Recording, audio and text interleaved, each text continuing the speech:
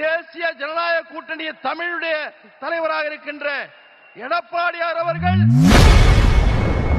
இன்று தேசிய ஜனநாயக கூட்டணி பொதுக்கூட்ட நிகழ்ச்சியில் கலந்து கொண்ட பிரதமர் மோடி அதிமுக பொதுச் செயலாளர் எடப்பாடி பழனிசாமியின் தோளை தட்டிக் கொடுத்து அவரிடம் அன்பாக பேசியுள்ளது வரவேற்பினை பெற்றுள்ளது.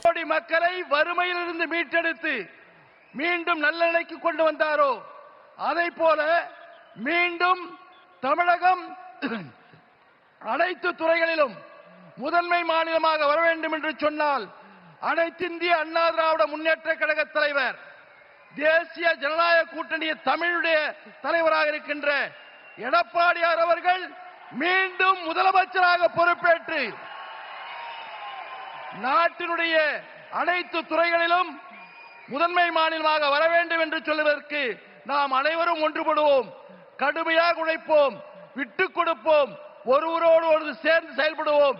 ஏனென்று சொன்னால் பல கட்சிகள் கூட்டணியாக இருக்கிறது.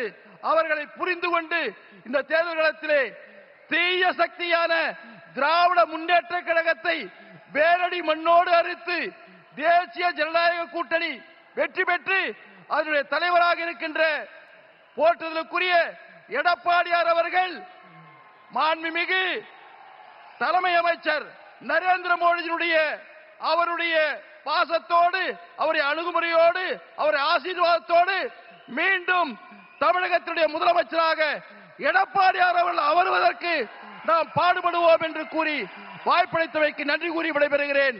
நன்றி, வணக்கம். செய்திகளை உள்ளது உள்ளபடி தெரிந்து கொள்ள ரெஃப்ளெக்ட் நியூஸை சப்ஸ்கிரைப் பண்ணுங்க.